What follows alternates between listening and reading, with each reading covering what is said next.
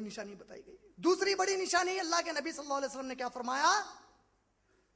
دابت الارض نکلے گا. سورہ نمل سورہ نمبر 27 آیت نمبر 82 میں اللہ نے کہا ایک جانور کو ہم زمین سے نکالیں گے. وہ جانور آ کر انسانوں سے کہے گا کلمہ کیوں نہیں پڑھتے لا الہ الا اللہ محمد رسول اللہ، اور غائب ہو جائے گا. 3 بار نکلے گا. دابت الارض آئے گا. تیسرا اللہ کے نبی کریم صلی اللہ علیہ وسلم نے فرمایا دجال آئے گا. کانا دجال آئے گا. اور دجال کے بارے میں کیا کہا؟ یہ میری امت کا سب سے بڑا فتنہ رہے گا. کتنا بڑا؟ بور ہو گئے؟ آپ جانتے ہیں اس فتنے کے بارے میں نبی نے کیا خوشخبری دی بعض لوگوں کو؟ اللہ کے نبی صلی اللہ علیہ وسلم فرماتے ہیں جو دجال کے فتنے سے بچے گا اور مسلمان رہ کر اس زمانے میں مرے گا، اللہ اس پر سے خبر کے سوالات اور خبر کا عذاب ٹلا دیں گے. صحابہ نے پوچھا ایسا کیوں ہوگا؟ اللہ کے نبی نے کہا دجال کا فتنہ اس خبر کے فتنے سے بھی بڑا ہے. ایک صحابی رسول صلی اللہ علیہ وسلم اللہ کے نبی صلی اللہ علیہ وسلم کی محفل میں حاضر ہوئے اور کہتے ہیں یا رسول اللہ، میں اور میرے ساتھ کچھ صحابہ کشتی پر سمندر میں جا رہے تھے اور اچانک طوفان آیا اور ہماری کشتی پھپیڑے لیتے ہوئے ڈلتے ہوئے ایک جزیرے پر جا پہنچی. جب میں اس جزیرے پر اترا یا رسول اللہ، میں نے ایک خطرناک بال والی ایک عورت کو دیکھا. پورے بال، اتنے بڑے بال کہ ہول ہونے لگ گئی. میں نے اس سے پوچھا تو کون ہے اے عورت؟ اس نے کہا میں جساسیہ ہوں، میں دجال کی مخبر ہوں، دجال کی انفارمر ہوں. یہ دجال کہاں ہے اور کون ہے؟ وہ صحابی کہتے ہیں اس نے کہا اندر قلعے میں جا اور اس آدمی سے پوچھ لے. جب ہم اندر گئے اللہ کے نبی، ایک شخص زبردست چین میں بنا ہوا تھا اور اس کے دونوں ہاتھ اس طرح گھٹنوں کی طرف اس کو جھکا کر بند دیا گیا تھا چین سے. جب ہم اندر گئے اس سے پوچھے کہ تو کون ہے، تو اس نے جواب دیا کہ پہلے تم بتاؤ تم کون ہو. یہ لوگ اپنا نام بتاتے ہیں. وہ پوچھتا ہے تم کہاں سے آئے؟ یہ کہتے ہیں ہم فلاں جگہ سے آئے.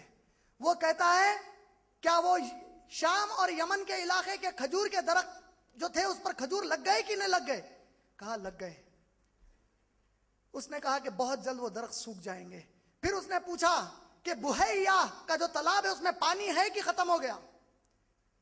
ان لوگوں نے کہا، صحابی نے کہا کہ بہت پانی ہے. وہ کہا کہ بہت جلدی ختم ہونے والا ہے.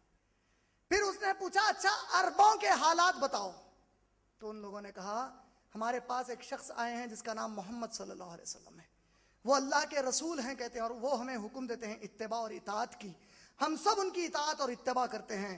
اللہ کے نبی کے وہ صحابی کہتے ہیں یہی تمہارے لیے بھلا ہے ورنہ تم برباد ہو جاؤ گے. پھر اس نے کہا کہ ٹھیک ہے اب میں تم کو میرے بارے میں بتاتا ہوں. میں مسیح دجال ہوں جس کے بارے میں تمام انبیاء نے اپنی قوموں کو بتایا تھا. تم نے جو نشانیاں دکھائی ہیں میں بڑا خوش ہوا کیونکہ اب میرے آزاد ہونے کا وقت بہت قریب آ چکا ہے. میرے آزاد ہونے کا وقت قریب آ چکا ہے. اللہ کے نبی صلی اللہ علیہ وسلم کو جب یہ خبر سنائی گئی، اللہ کے نبی صلی اللہ علیہ وسلم نے صحابی سے کہا مدینے کے میرے صحابہ کو آواز دے کر مسجد نبوی میں جمع کرو. سب کو جمع کیا گیا. اللہ کے نبی منبر پر چڑھ گئے. چڑھ کر کہتے ہیں کیا تم لوگوں کو میں دجال کے بارے میں نہ بتاتا؟ سب نے کہا ہاں یا رسول اللہ آپ بتاتے. ذرا اس سے سنو تو صحیح اس نے کیا دیکھ کر آیا ہے. وہ سناتے ہیں اور سب نے کہا صدقنا یا رسول اللہ، آپ نے بے شک سچ کہا، یہ تو بالکل وہی کہتے ہیں جو آپ نے ہم کو اتنے سالوں سے بتایا ہے. اللہ کے نبی کہتے ہیں جب دجال آئے گا تو وہ ایک آنکھ کا ہوگا، ایک آنکھ نکلی ہوئی ہوگی. وہ کانا دجال جو بولتے ہیں، کانا دجال ہے، کنڈا بولتے ہیں نا، کنڈا. عربی میں دراصل کنڈا کوئی لفظ نہیں ہے، کانا لفظ ہے، کانا دجال. اللہ کے نبی صلی اللہ علیہ وسلم نے کہا کہ جب یہ آئے گا اس کے ایک ہاتھ میں باغ ہوگا اور دوسرے ہاتھ میں آگ ہوگی. یہ لوگوں کے سامنے ان کو بچھائے گا اور کہے گا میں تمہارا خدا ہوں، آؤ اس باغ میں کود جاؤ.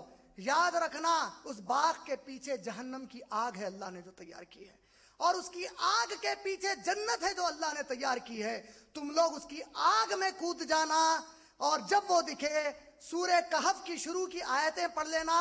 اللہ تمہارے لیے آگ کو بالکل اس طرح ٹھنڈی کرے گا جس طرح ابراہیم علیہ السلام کے لیے ٹھنڈا کیا تھا۔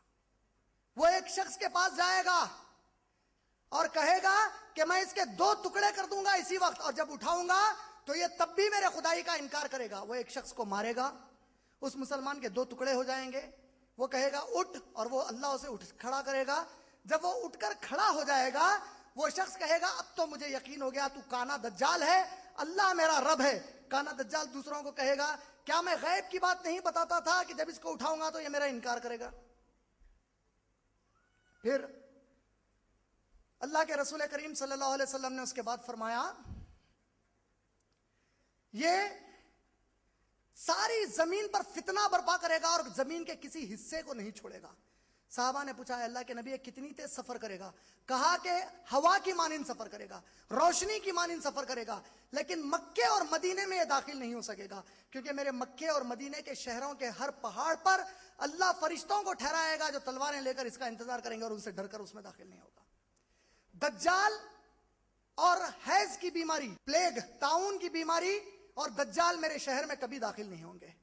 اور اللہ کے نبی کریم صلی اللہ علیہ وسلم نے فرمایا کہ یہ دجال جب خوب فتنہ برپا کرتے ہوئے بیت المقدس کے پاس پہنچے گا، کہاں پہنچے گا؟ تو بیت المقدس کے مسلمان ڈر کر دروازہ لگا کر رکھے ہوئے ہوں گے، عصر کا وقت ہوگا، یہ باہر ایک بڑی فوج کو لے کر کھڑا ہوگا اور اندر عصر کی امامت کا جیسا یہ وقت ہوگا۔ دوسری کے بعد اللہ نے نبی صلی اللہ علیہ وسلم نے چوتھی بڑی نشانی بتائی، اللہ عیسیٰ علیہ السلام کو آسمان سے بیت المقدس کے پاس اتارے گا، وہ مسجد بیضاء پر نازل ہوں گے، بیت المقدس میں نہیں، مسجد بیضاء ایک سفید رنگ کی مسجد ہے مسجد اقصی کے پاس، اس میں نازل ہوں گے، اور جب وہ اندر جائیں گے تو وہ امام جو نیک آدمی رہیں گے وہ کہیں گے آپ نماز پڑھائیے۔ عیسیٰ علیہ السلام کہیں گے کہ میں اس کا حقدار نہیں ہوں، آپ آگے بڑھیے نماز پڑھائیے۔ عیسیٰ علیہ السلام نماز پڑھنے کے بعد کہیں گے کہ دروازہ مسجد کا کھولو، مسجد کا دروازہ کھولا جائے گا، دجال کی نظر عیسیٰ علیہ السلام پر پڑے گی اور وہ گھلنا شروع ہوگا۔ کہا اللہ کے نبی کہتے ہیں جس طرح پانی میں نمک گھلتا ہے اس طرح گھلنے لگے گا۔ عیسیٰ علیہ السلام اس کے قریب جا کر اس کا پیچھا کر کے اس پر وار کریں گے اور اس کو ختم کر دیں گے۔ جیسا ہی وہ ختم ہوگا زمین کے حالات سدھر جائیں گے، زبردست خوشحالی آئے گی، اور عیسیٰ علیہ السلام لگ بھگ 40 سال تک حکومت کریں گے۔ بعض روایتوں کے مطابق 40 ہے، بعض کے مطابق 4 مہینے ہیں، بعض کے مطابق 40 مہینے، بعض کے مطابق 4 دن، واللہ عالم۔ کیونکہ صحابہ کہتے ہیں کہ نبی صلی اللہ علیہ وسلم نے جب 4 کا اشارہ کیا اس کے بعد نمبر کیا بتایا ہم نہیں دیکھ سکے۔ ہم لوگوں کو ایک غلط فہمی ہے، عرب میں اس زمانے میں 10 اگر 10 بولنا ہوتا تو 1 اور 0 کا اشارہ کرتے، 10 کا نمبر موجود نہیں تھا، تو 40 کا بھی نمبر موجود نہیں تھا۔ صحابہ کہہ رہے ہیں میں کنفیوژن ہوں کہ 4 کے بعد نبی صلی اللہ علیہ وسلم نے 0 بتایا یا کیا بتایا۔ اللہ جانے کتنے دن وہ حکومت کریں گے۔ جب وہ حکومت کر رہے ہوں گے اچانک خبر ملے گی کہ یاجوج اور ماجوج نکل چکے ہیں۔ کون نکل چکے ہیں؟ جس کا ذکر سورہ کہف سورہ نمبر 18 اور سورہ انبیاء سورہ نمبر 21 کی آیت نمبر 6-9 میں تفصیل سے آیا ہے۔ یاجوج ماجوج ایک قوم تھی جو آدم علیہ السلام کے بیٹے ہیں۔ کس کے بیٹے ہیں؟ اللہ نے ان کو چنوا دیا ذوالقرنین کے ذریعے سے۔ کہاں چنوایا اللہ بہتر جانے۔ کانا دجال بھی آدم علیہ السلام کی اولاد میں سے۔ کانا دجال کوئی نئی مخلوق نہیں ہے۔ محمد صلی اللہ علیہ وسلم نے صحابہ سے کہا کہ یہ بھی ابن آدم ہے۔ اور یاجوج ماجوج اچانک جب نکلیں گے زمین پر سب کی قتل و غارت گری شروع کریں گے۔ اللہ عیسیٰ علیہ السلام کو دل میں وحی کرے گا کہ اے عیسیٰ مومنین کو لے کر اس فلاں پہاڑ پر آپ چلے جائیے۔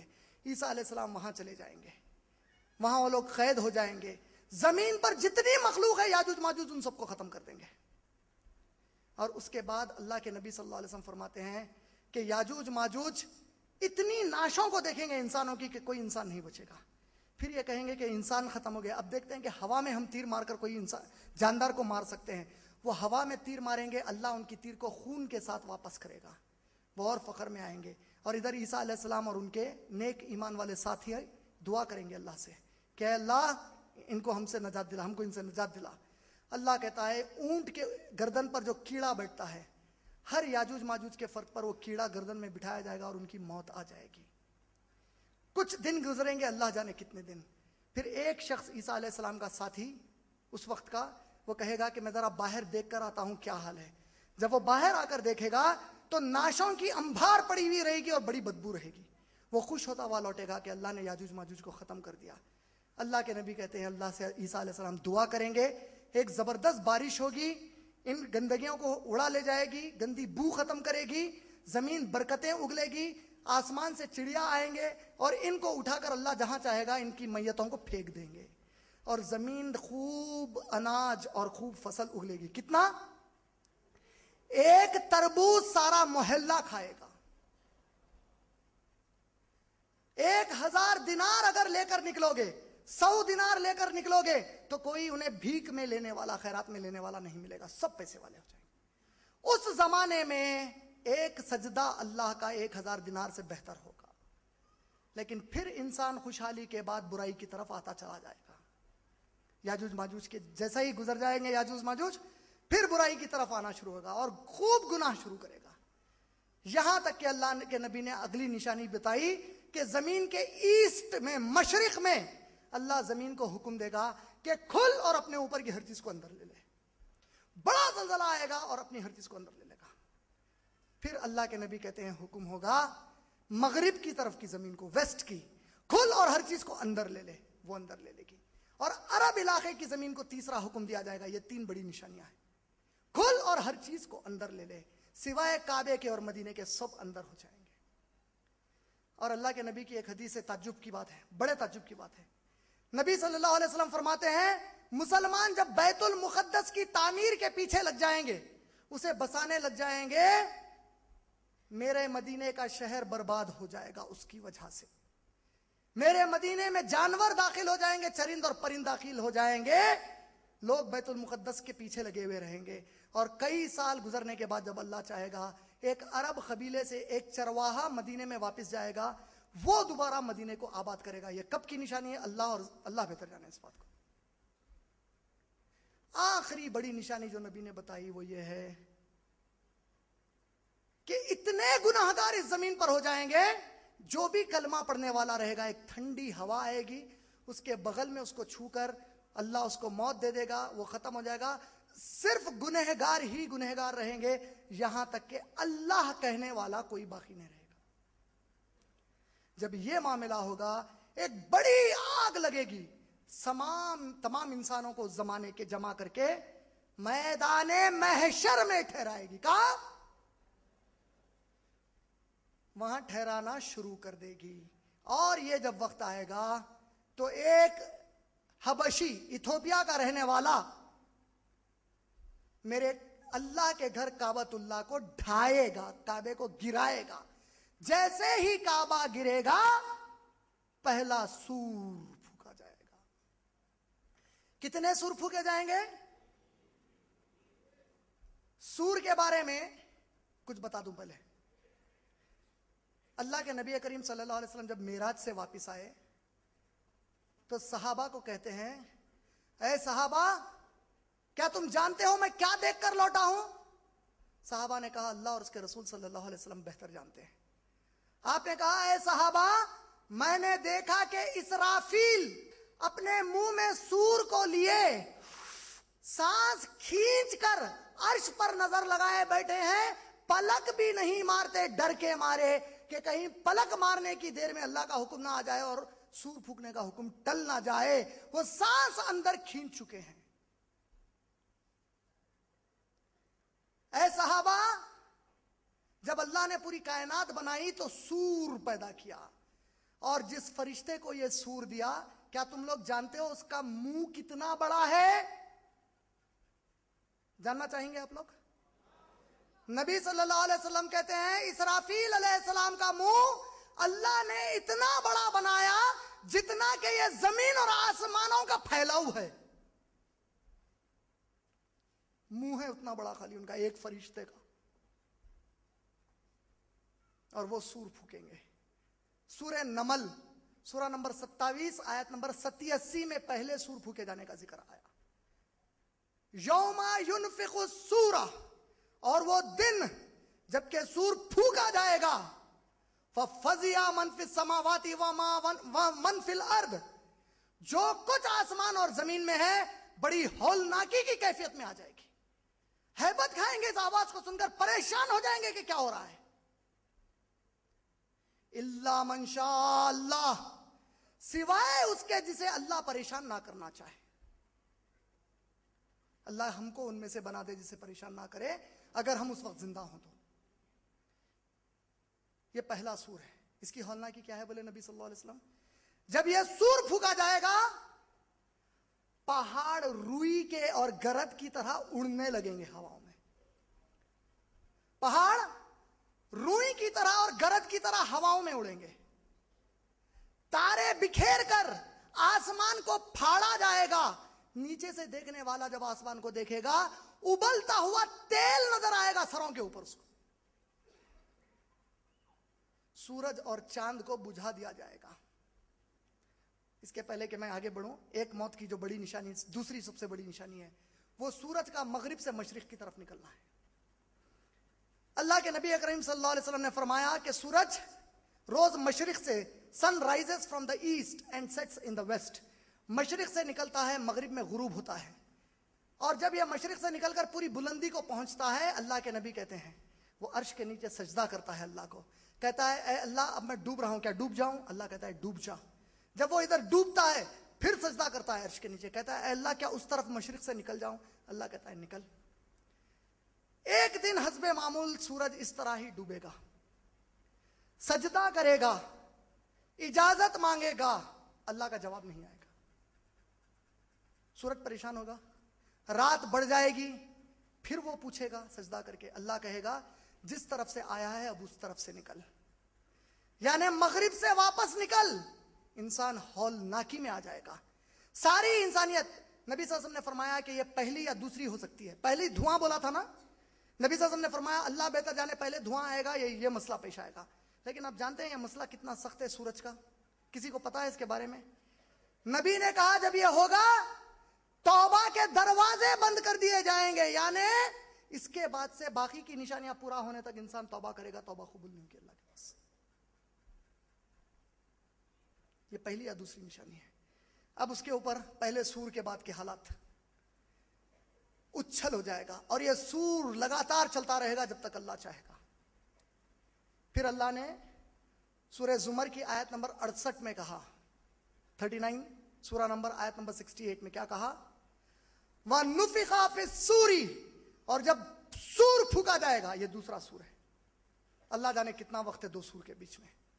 وَنُفِخَ فِي الصُّورِ، جب یہ سور پھونکا جائے گا، فَصَيْخَ، جو کچھ آسمان اور زمین میں ہے گر کر ٹھپ بول کے گریں گے اور مر جائیں گے، ختم کر دیے جائیں گے۔ من فی السماوات و من فی الارض، آسمان اور زمین میں جو کچھ ہے فصیخ، گر کر ختم ہو جائیں گے۔ الا من شاء اللہ، سوائے ان کے جسے اللہ چاہے گا۔ وَنُفِخَ فِيهِ أُخْرَى، اور پھر آخری بار جب سور پھونکا جائے گا، پھر ایک بار پھونکا جائے گا۔ وَنُفِخَ فِيهِ وَنُفِخَ الصُّورِ فِيهَا، پھر جب اس کو وَنُفِخَ فِيهِ، جب پھر ایک بار پھونکا جائے گا آخری میں اخرا،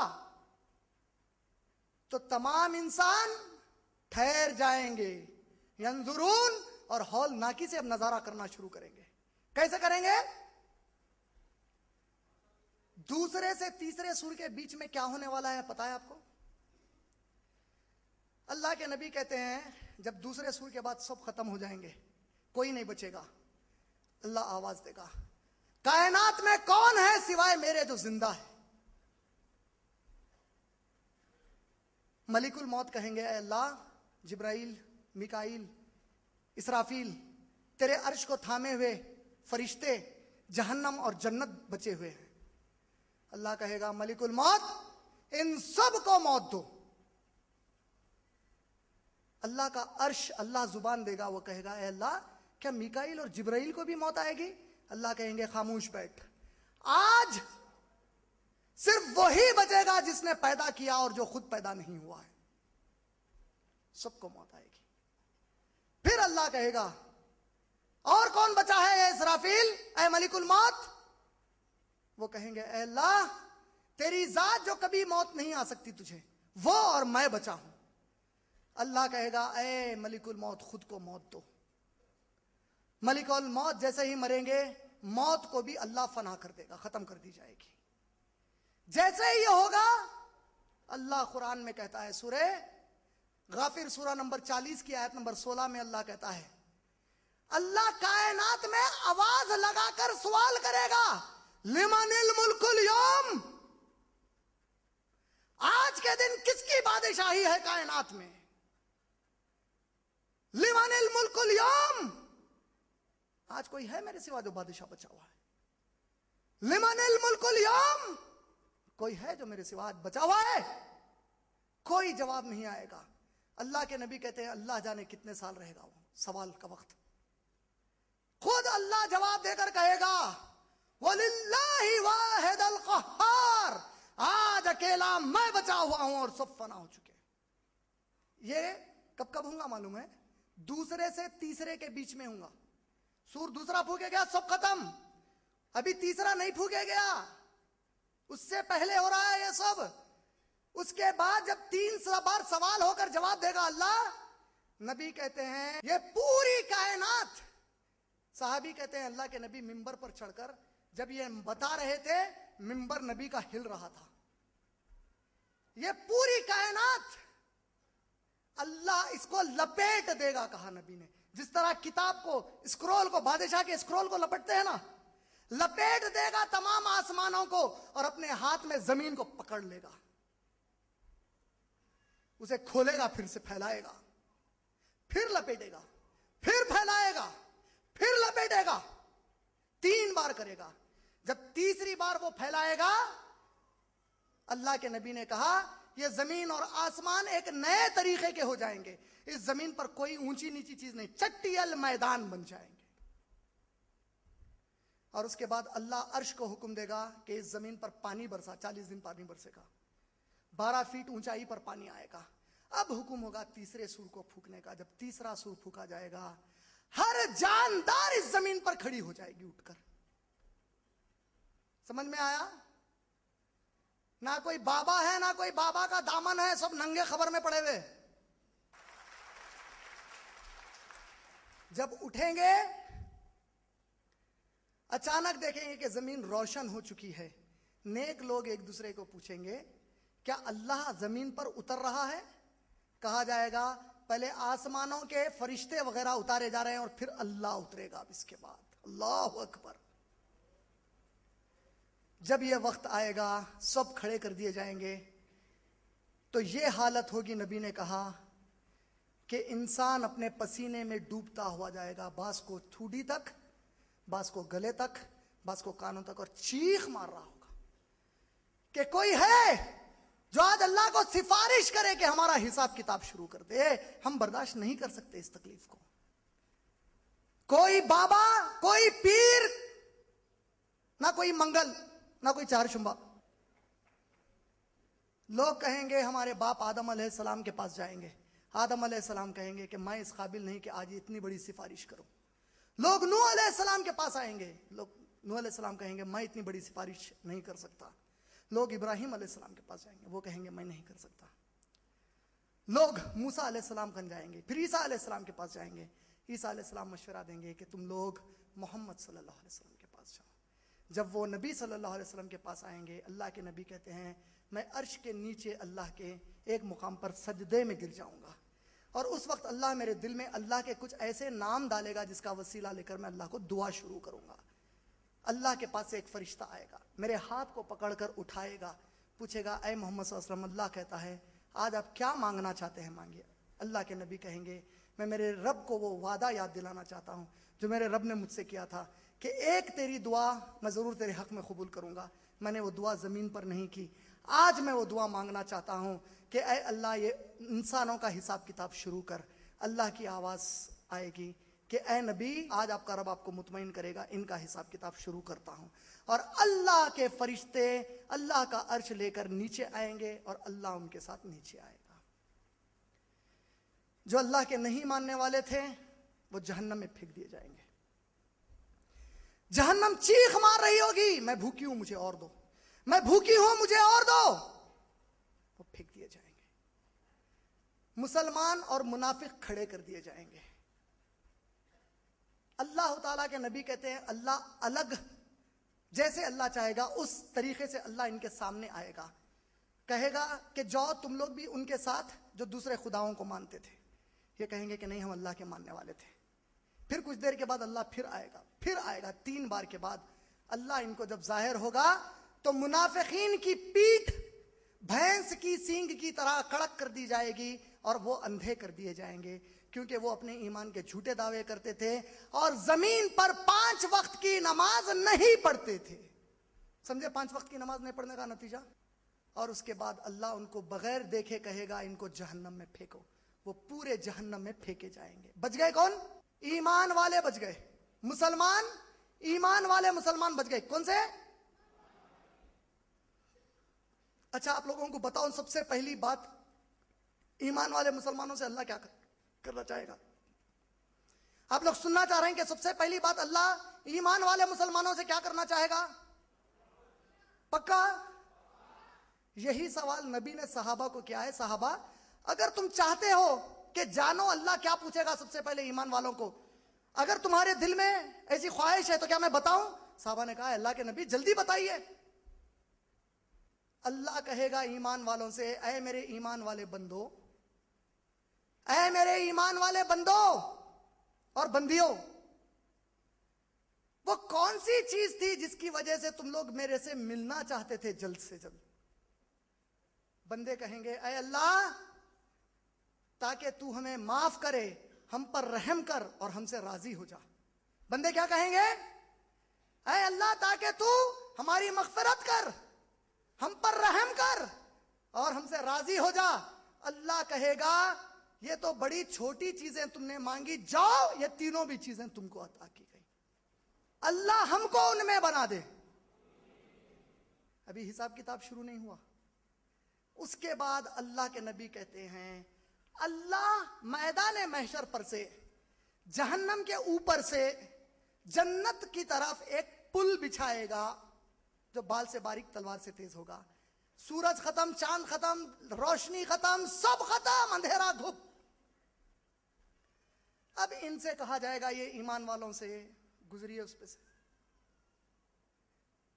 اللہ کے نبی صلی اللہ علیہ وسلم اور صحابہ اور ایمان والے جب اس پہ سے گزرنا شروع کریں گے، صحابہ نے پوچھا کیسے گزریں گے اللہ کے نبی، کتنا وقت لگے گا؟ نبی کہتے ہیں جو ایمان والے ہیں بجلی کی طرح نکل جائیں گے، 1 سیکنڈ میں ادھر چلے جائیں گے۔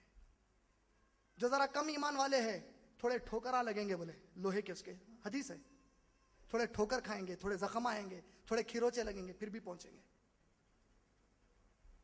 اللہ نے سورہ تحریم سورہ نمبر 66 آیت نمبر 8 میں کہا یوم لا یخزی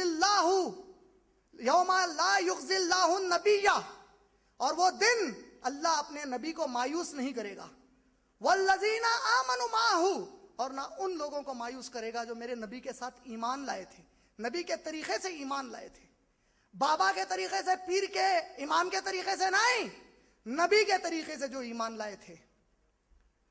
نورہم یسعی بین ایدیہم ویمینہم، اس دن ایک نور ہوگا جو ان کے سامنے چلے گا پل صراط پر، اور ان کے سیدھی جانب چلتا رہے گا۔ وَيَقُولُونَ، اور وہ جو بندے ہیں کہیں گے ربنا، اے ہمارے رب، اتمم لنا نورنا، اتمم علینا نورنا، یہ جو نور ہے اس کو بیچ پل کے اوپر ختم مت کر، بیٹری ڈسچارج مت کر، اس کی پل پورا پار کرنے تک مکمل کرے اللہ، ورنہ برباد ہو جائیں گے، بیچ میں روشنی ختم ہو گئی تو۔ اور اے اللہ تو ہمیں معاف کرنے والا ہے، اللہ ہمارے لیے بھی ایسا ہی نور فراہم کرے۔ اگرچہ کہ اور بڑی ٹاپک ہے، وقت کی نزاکت کو دیکھتے ہوئے مختصر میں ایک واقعے کے ساتھ اس کو ختم کرنا چاہوں گا۔ اللہ کے نبی صلی اللہ علیہ وسلم کہتے ہیں کہ جہنمیوں کا تو جو حال ہے ہی، باقی کا آپ لوگ سوالات میں پوچھ سکتے ہیں، جنت کا ایک حال سنانا چاہتا ہوں۔ اللہ ہم سب کو اس جنت میں ڈال دیں انشاءاللہ۔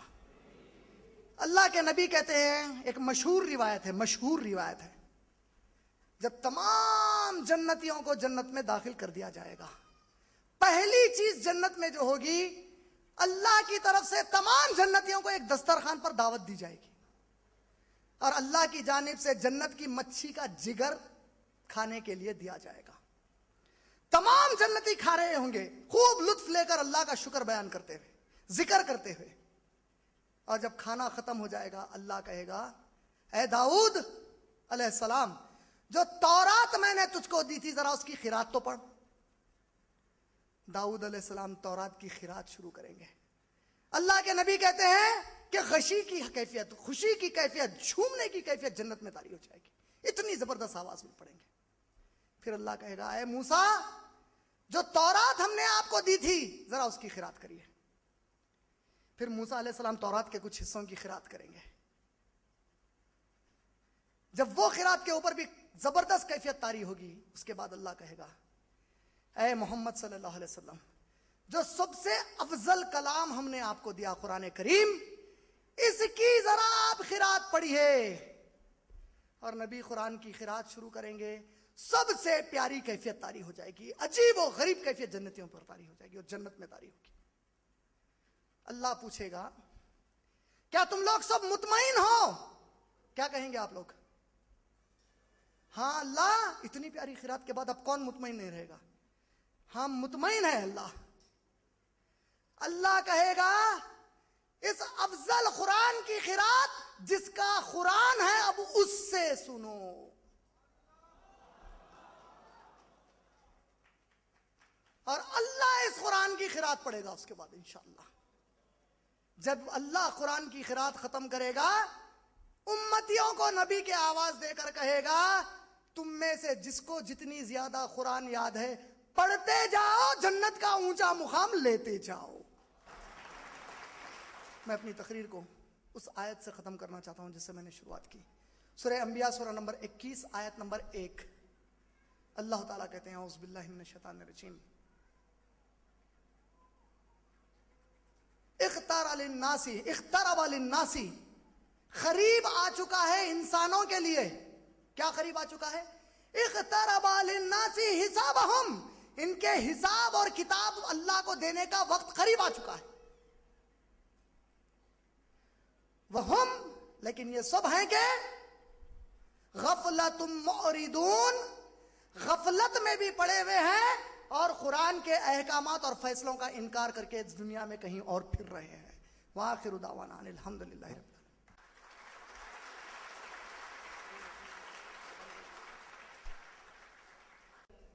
اس سے پہلے کہ ہم آج کے اس نشست کا دوسرا پہلو شروع کریں جو کہ سوالات و جوابات کی نشست ہیں, اللہ کا فضل و کرم ہے کہ ماشاءاللہ سے ایک نان مسلم جو ہمارے درمیان موجود ہیں وہ اس وقت مشرف با اسلام ہونا چاہتے ہیں. ماشاءاللہ یہ اللہ کا بہت بڑا احسان ہے, ہم ایک ایسے ملک میں ہیں جہاں کا قانون ہم کو اس حد تک آزادی دیتا ہے کہ کوئی اگر اپنے مرضی سے اسلام قبول کرنا چاہتا ہے تو اس کو رکایا نہیں گیا. ماشاءاللہ اللہ ہمارے اس ملک کی تمام مصیبتوں کو دور کرے اور اس ملک کی مصیبتیں دور کرنے میں ہم مسلمانوں سے سب سے بڑی مدد لے. اللہ ہم کو ذریعہ بنائے کہ ہمارے اس ملک کے ہم محافظ بن جائیں, حفاظت کرنے والے بنیں, اور اس ملک کو جو برباد کرنا چاہتے ہیں اللہ ہمیں ان کو صحیح کرنے کی توفیق دے. آپ میرے ساتھ بولتے جائیے, اشہد ان لا الہ الا اللہ وحدہ ولا شریک لہو و اشہد ان محمدن عبدہ و رسولہ.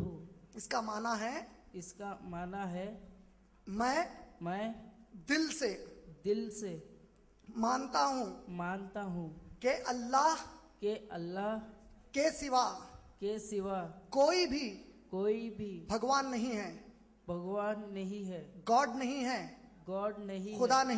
خدا نہیں ہے, اور وہ اللہ بالکل اکیلا ہے اور اس کے برابر اس کے خدائی میں کوئی نہیں, اور میں دل سے مانتا ہوں کہ محمد کہ محمد صلی اللہ صلی اللہ علیہ علیہ وسلم وسلم اللہ کے اللہ کے رسول ہیں، رسول ہے، پروکتا ہیں، پروکتا ہیں، پروکتا ہے، میسنجر ہیں۔ میسنجر ہے۔ ماشاءاللہ آپ مسلم ہو گئے۔ السلام۔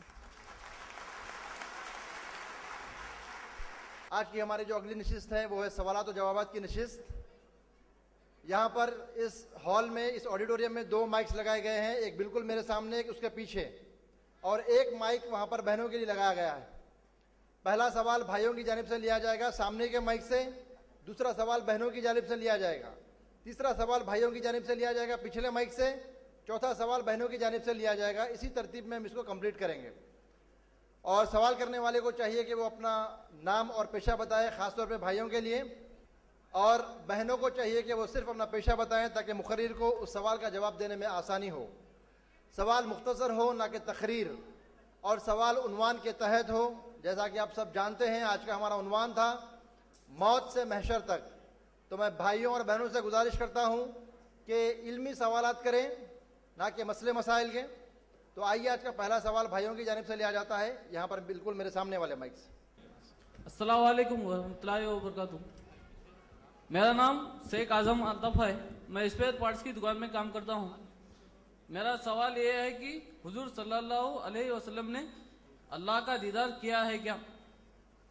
بھائی نے سوال کیا ہے کہ کیا محمد صلی اللہ علیہ وسلم نے اللہ کا دیدار کیا؟ اللہ نے قرآن سورہ انعام سورہ نمبر 6 کی آیت نمبر 103 میں کہا لا تدرکہ الابصار، کوئی نگاہ نہیں جو اللہ کو دیکھ سکے، کوئی نگاہ اللہ کو دیکھ نہیں سکتی۔ عائشہ رضی اللہ تعالی عنہا سے مروی ہے، بخاری کی حدیث شریف، عائشہ رضی اللہ تعالی عنہا نے پوچھا اے اللہ کے نبی کیا آپ نے اللہ کو دیکھا؟ اللہ کے نبی نے کہا اے عائشہ اللہ کے سامنے نور کا پردہ پڑا ہوا تھا، میں اسے کیسے دیکھ سکتا؟ اللہ کے نبی صلی اللہ علیہ وسلم نے نہیں دیکھا، فیس ٹو فیس نہیں دیکھا۔ یہ غلط عقیدہ ہے ہمارے پاس۔ امید آپ کا جواب مکمل ہے۔ اگلا سوال بہنوں کی جانب سے لیا جائے گا۔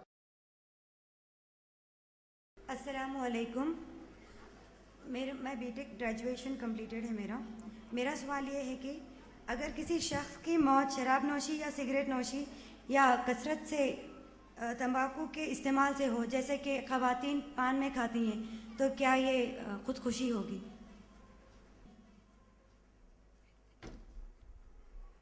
بہن نے بہت اہم سوال کیا ہے۔ بہن نے پوچھا ہے اگر کوئی شخص سگریٹ پیتا ہے، تمباکو استعمال کرتا ہے، زردہ استعمال کرتا ہے، عورتیں پان کا زردہ استعمال کرتی ہیں، اگر کسی کی موت یہ تمباکو کی وجہ سے ہو جائے، زردے کی وجہ سے ہو جائے، تو کیا اس کی موت خودکشی ہے؟ ہاں یہ خودکشی ہے۔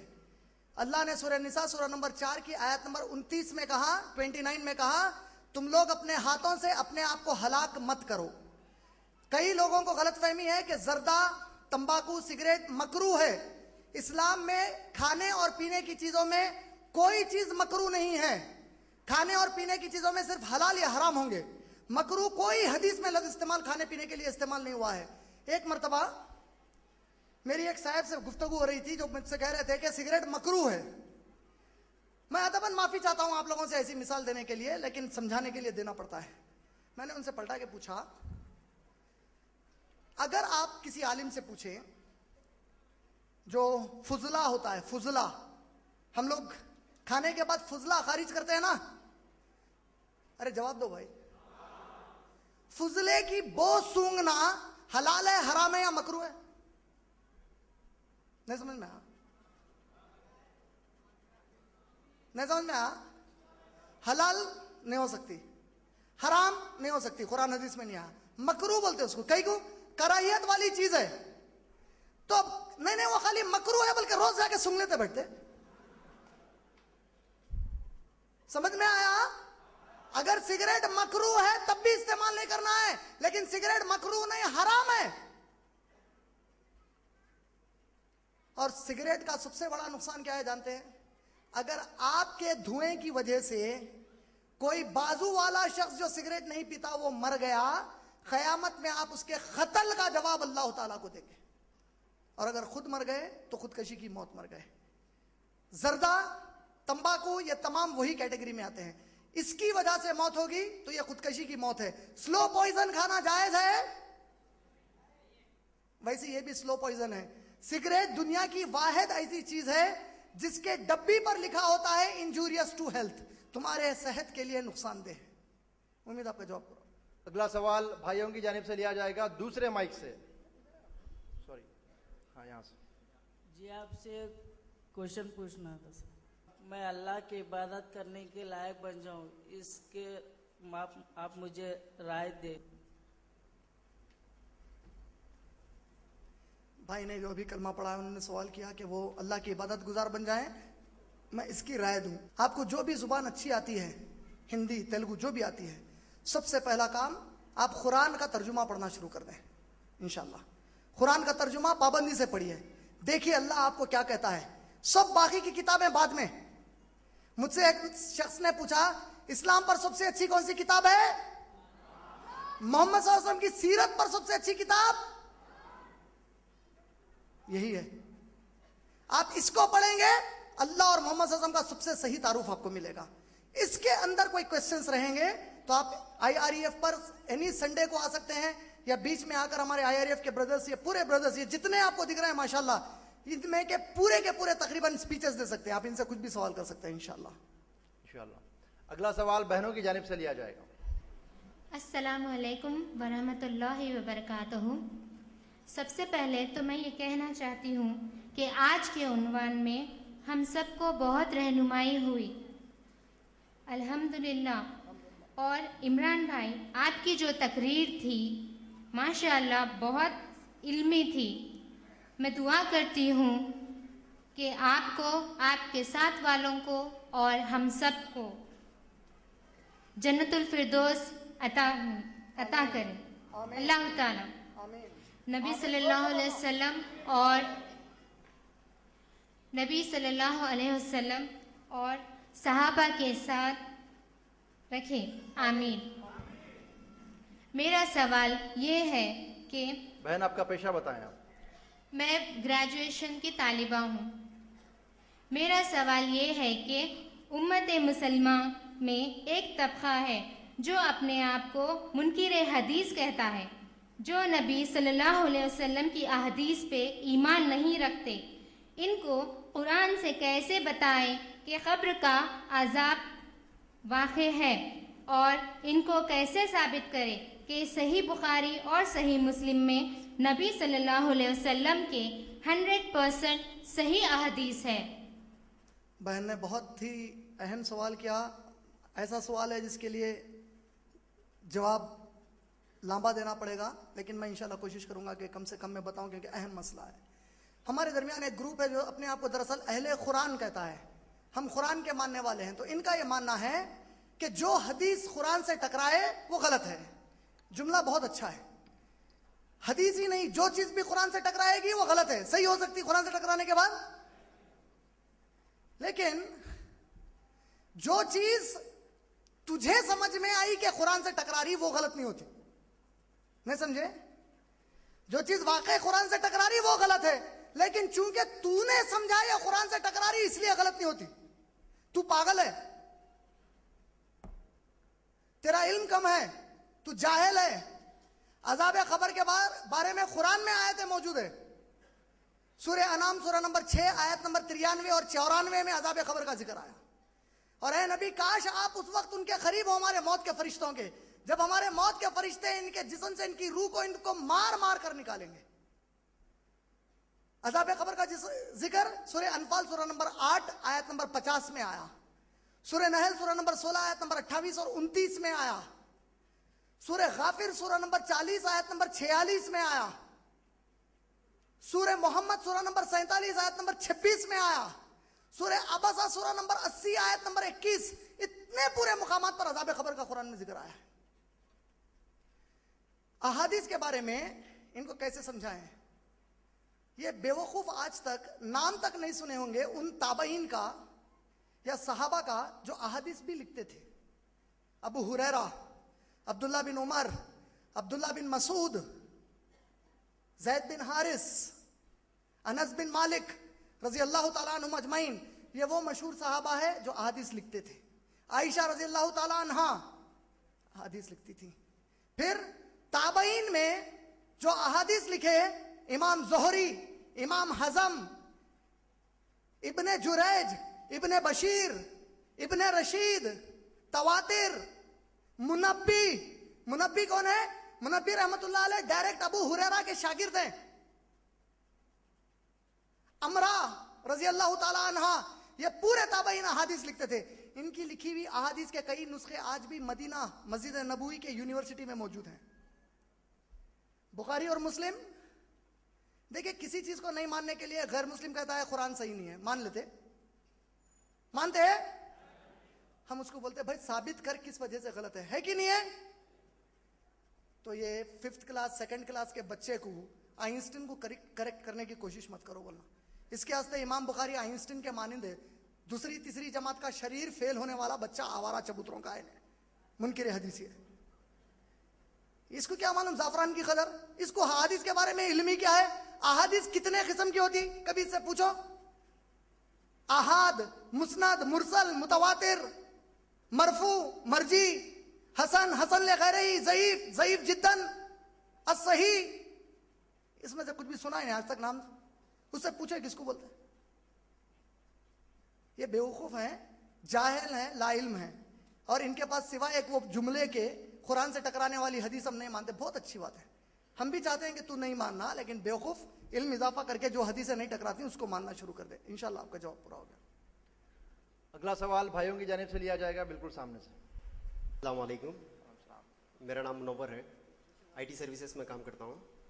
मेरा सवाल ये है, इमरान भाई बता रहे थे कि जो है जब एक नेक बंदा आसमान पे ले जाया जाएगा तो जो है उसके इर्द गिर्द दूसरी रूहें जो है घेर कर उसे सवाल करती हैं कि मेरा भाई कैसा है। तो मेरा ये सवाल है, क्या उन रूहों का कोई जिस्म है या नहीं? क्यों वो रूहें जो है वहाँ पर इंतजार कर रही हैं?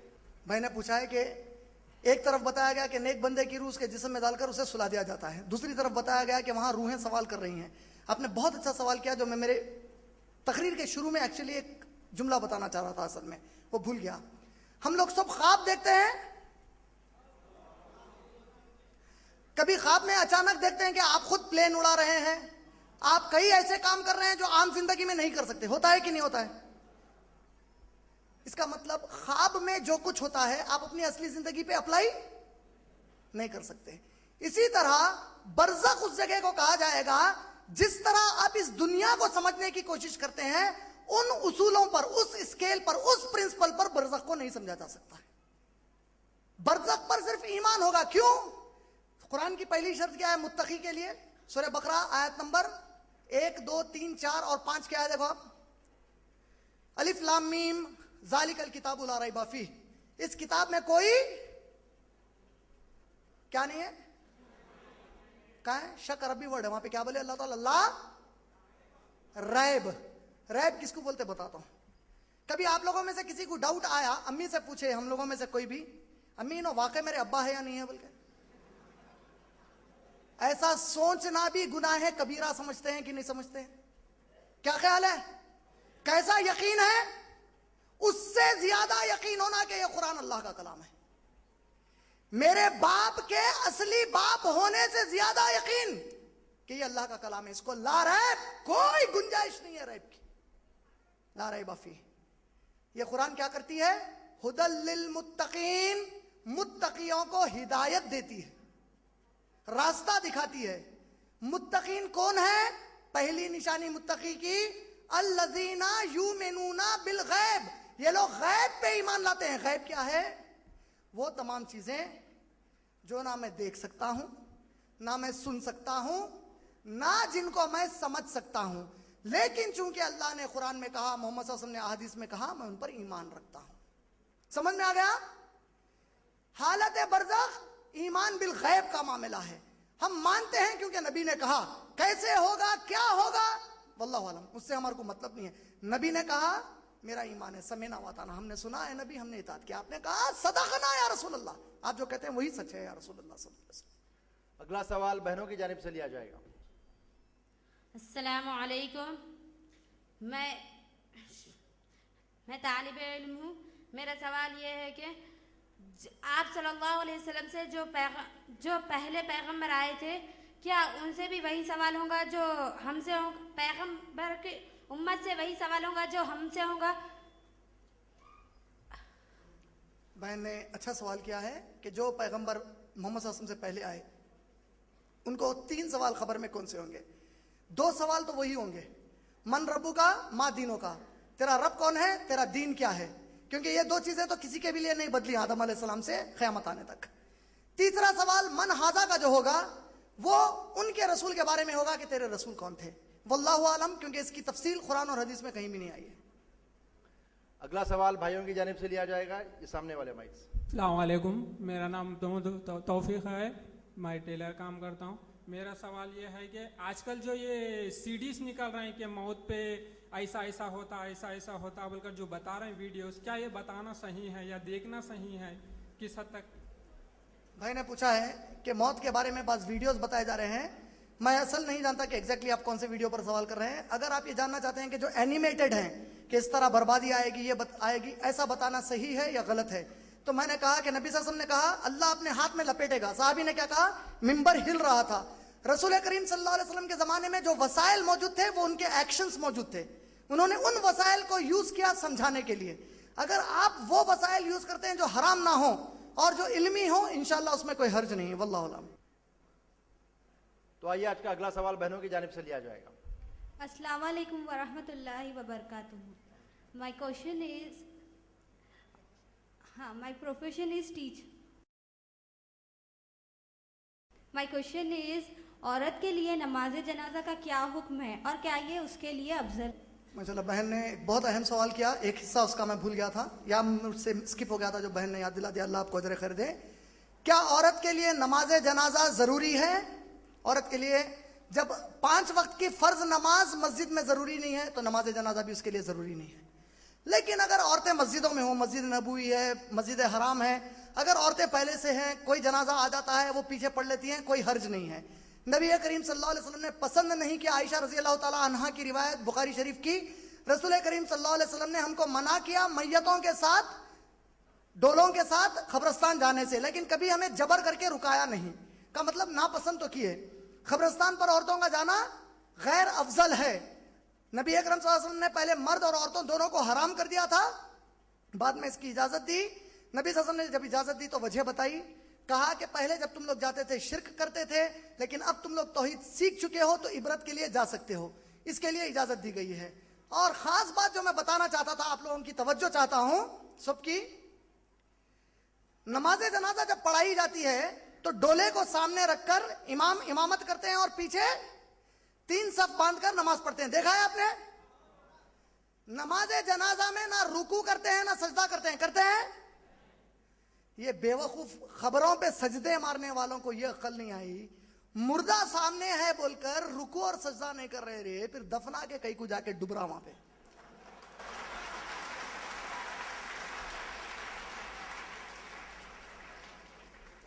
तो आइए आज का अगला सवाल भाइयों की जानिब से लिया जाएगा, सामने के माइक से। वालेकुम वरहमतुल्लाहि वबरकातुहू। मैं एक डिप्लोमा का स्टूडेंट हूँ। अल्हम्दुलिल्लाह पहले आपका नाम? मेरा नाम मोहम्मद अली है। अल्हम्दुलिल्लाह पहले गुस्ल का तरीका दिखाया गया। मैं कड़पा डिस्ट्रिक्ट से आया हूँ।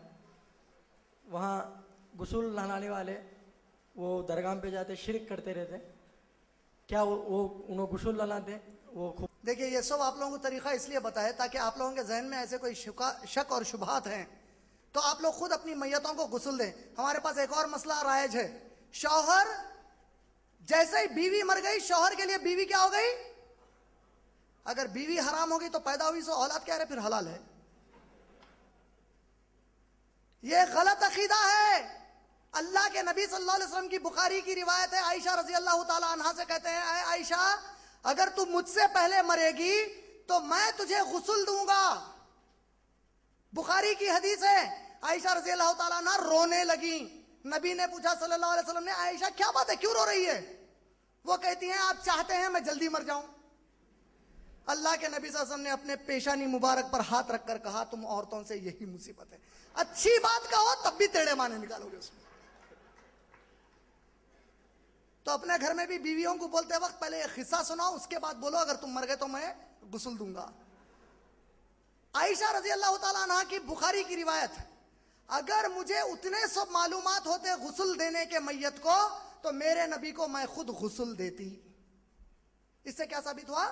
شوہر بیوی کو دے سکتا ہے اور بیوی, لیکن باقی کسی کو نہیں دے سکتے. آپ بہن کو نہیں دے سکتے, بہن بھائی کو نہیں دے سکتی, صرف میاں بیوی ایک دوسرے کو دے سکتے. یہ کلیئر ہونا چاہیے پوائنٹ. اور بھائی کا جو سوال ہے کہ جو بتانے کی وجہ سے آپ کو ایک شک تھا وہ دور ہوا, اس کو سیکھ لیجئے. آپ ایک نئی دکان کھولیے, دعا کریے اے اللہ میرا کاروبار خوب چلے بول کے, کفن کی کھولو. اگلا سوال بہنوں کی جانب سے لیا جائے گا. السلام علیکم, میں B S C final year کی اسٹوڈنٹ ہوں. میرا سوال یہ ہے کہ جب کسی کا انتقال ہوتا ہے تو میت کے نزدیک عورتیں جو شورگل مچاتی ہے, اور اس کا ماتم کہاں تک منانا چاہیے, کب تک, قرآن اور حدیث کی روشنی میں کہاں تک جائز ہے؟ اللہ اکبر. میری بہن آپ کو اللہ اجر خیر دے, بہت اہم سوال آپ نے کیا. بہن نے پوچھا ہے کہ جب میت ہو جاتی ہے تو میت کے اطراف و اکناف جو بیٹھ کر رونا دھونا کرتے ہیں, اس کے بارے میں کیا ہے. ایک مرتبہ نبی کریم صلی اللہ علیہ وسلم ایک جنگ میں شامل تھے. ایک نوجوان صحابی زمین پر گر گئے اور ان کی بہن نے سمجھا کہ وہ مر چکے ہیں, شہید ہو چکے ہیں. وہ میت کے قریب آ کر وہ صحابی کی تعریف کرتے ہیں, میرا بھائی ایسا تھا ایسا تھا ایسا تھا, خوب تعریفیں کرتے ہیں. کچھ دیر کے بعد اچانک وہ صحابی کو ہوش آتا ہے. وہ اچانک اپنی بہن سے پوچھتے ہیں, اے میری بہن, کیا تو ایسے کچھ باتیں میرے بارے میں کر رہی تھی؟ وہ کہتے ہیں ہاں میرے بھائی, میں ایسے باتیں کر رہی تھی. وہ بے ہوش بھائی کہتے ہیں مجھے خواب میں ہولناک فرشتہ آ کر مار رہا تھا اور تیرے جملے پر مجھ سے بار بار پوچھ رہا تھا تو کیا واقعی ایسا ہے, کیا تو واقعی اس تعریف کے قابل ہے؟ اللہ کے نبی صلی اللہ علیہ وسلم پہنچے وہاں پر. نبی صلی اللہ علیہ وسلم نے کہا کہ میت کی زیادہ تعریفیں بیان مت کرو ورنہ میت کے لیے پریشانی کا باعث ہے. اللہ کے نبی کہتے ہیں جب کوئی مرنے والا مرتا ہے اور اس کے قریبی رشتہ دار رو دھو کر واویلا مچاتے ہیں, اس کی خوب تعریفیں کرتے ہیں, تو دونوں صورتوں پر میت کو عذاب دیا جاتا ہے. جیسا ہی کوئی مرتا ہے, اللہ کے نبی نے کہا اللہ فرشتے کو بھیج کر کہتا ہے اس کے نزدیک ترین رشتہ دار کیا کر رہے ہیں مجھے جواب دو, اگرچہ کہ اللہ بہتر جانتا ہے. فرشتہ کہتا ہے اے اللہ تعالیٰ وہ واویلا مچا رہے ہیں, وہ رو رہے ہیں اور بڑے کفریہ باتیں کر رہے ہیں, اللہ انہوں ملے تھے مارنے کے واسطے, اللہ میرے کو اٹھا لینا تھا. جھوٹی اگر اتنا ہی محبت ہے تو خبر کے گڑے میں لڑ جا دیکھیں گے. اللہ ابھی کہیں کو اٹھایا ان کو, ان سے گھر چل رہا تھا. کم بخت الحمدللہ رب العالمین روز پڑھ رہی نا, پالنے والا رب ہے, اللہ کی ذات ہے, کوئی اور نہیں پال سکتا. جب ایسا کرتے ہیں کوڑے برسائے جاتے ہیں, آپ بندہ نواز ہے. ارے کم بخت اللہ کی قسم, اگر اللہ کے بعد کوئی بندوں کو نوازنے والا ہوتا وہ میرے نبی کی ذات ہوتی, اس کے بعد خلفاء ہوتے, وہ نہیں میرے کم بخت دوسرا ہیرا غیرہ کیسا بندہ نواز بنا. آپ غریباً نواز ہے. ارے کم بخت میرے نبی کو صحابہ پہلے لقب دے کر بولتے ہیں اے نبی آپ غریبوں کے نواز نے, کوئی نبی سے بہتر نواز سکتا اللہ کے بعد؟ صحابہ نے نہیں کہا ایرا غیرہ غریباً نواز بن گیا. آج یہ شرک ہے, تو دستگیر ہے. دستگیر عربی صفت اللہ کی وہاب کا معنی ہے. ربنا لا تزغ قلوبنا بعد اذ ہدیتنا, اے ہمارے رب ہمارے دلوں کو ہدایت دینے کے بعد مت پھیر دے. آل عمران کی آیت نمبر 8, سورہ آل عمران سورہ نمبر 3. اے ہمارے رب ہدایت کے بعد ہمارے اس دل کو مت پھیر گمراہی کی طرف. ربنا لا تزغ قلوبنا بعد اذ ہدیتنا وہب لنا من لدنک رحمہ انک انت الوہاب. تو وہاب ہے, اپنے ہاتھ کھول کر بانٹتا ہے جس کو بھی بانٹتا ہے. دستگیر صرف اللہ ہے اور کوئی نہیں اللہ کے سوا. سمجھ میں آیا؟ پیرانے پیر اللہ کی قسم میرے ابو بکر صدیق ہے. اگر کوئی اولیاء اللہ میں سب سے بڑے ہیں, نبی کے بعد فضیلت والے ہیں, میرے ابو بکر صدیق رضی اللہ تعالیٰ عنہ, ان سے افضل ہے کوئی؟ مگر ان کو کسی نے کبھی پیرانے پیر نہیں کہا. بحر العلوم, علم کا سمندر, اللہ کے نبی کو یہ لقب کبھی قرآن میں نہیں ملا, صحابہ کو نہیں ملا. شیخ الحدیث, اللہ کی قسم قرآن اور حدیث کہ تو شیخ کبھی بھی نہیں بن سکتا رے، نبی کے الفاظ کا شیخ بنتا، تیری اوقات اتنی بڑھ گئی، تو ادنا اللہ کا بندہ، غلام، 2 کوڑی کا، نبی کا امتی، طالب علم ہے موت آنے تک، حدیث کا شیخ بنتا، حدیث کے اوپر تیرا یہ اثر آ گیا علم کا، اب ہو سکتا؟ تم لوگ بعض وقت نیک عمل کرتے ہو اور جنت سے ایک پیر باہر رہتے ہو، اچانک ایک جملہ کہہ جاتے ہو، اللہ فوری کہتا ہے کہ اس کو جہنم میں پھینک دو، اور تم جہنم کے قریب ہوتے ہو، ایک پیر جہنم سے دور رہتے ہو، ایک اچھی بات اللہ کو پسند آنے والی کرتے ہو، اللہ کہتا ہے اسے جنت میں ڈال دو۔ اور یہ دونوں بھی باتیں تم انجانے میں کیا کیا بول رہے ہیں، سوچو اللہ کی ذات میں، نعوذ باللہ، کیا کیا بول رہے ہیں۔ کعبہ بھی جھک رہا ہے محمد کے شہر میں، نعوذ باللہ۔ ارے کمبخت، قوالی میں میرے نبی کا اتنے بار نام لے رہا، ایک بار صلی اللہ علیہ وسلم نہیں پڑھتا، مردہ ہے، شرابی، عیاش، ماتمی، کالے کپڑوں والا۔ اللہ کے نبی بول رہے ہیں لعنت ہے اس کے اوپر جس نے میرا نام سنا اور درود مجھ پر نہیں بھیجا، صلی اللہ علیہ وسلم۔ کعبے کو مدینے میں جھکائے، ارے کمبخت اتنی تو عقل استعمال کر کہ وقت کا نبی جا کے کعبے کے سامنے سجدے کرا، کعبہ آ کے نبی کے شہر میں جھکیا، اللہ کو نبی کے سامنے جھکائے۔ ان چیزوں کے باہر نکلو ورنہ روح بڑی بری حالت میں قبض ہوں گی آپ لوگوں کی۔ بندہ نواز صرف اللہ کی ذات ہے، غریب نواز صرف اللہ کی ذات ہے، نواز کے پہلے کچھ بھی لگاؤ، بعد میں کچھ بھی لگاؤ، سب اللہ کے لیے ہے خالی، اور کوئی نہیں ہے۔ کوئی ہے؟ تو میری بہن نے جو سوال کیا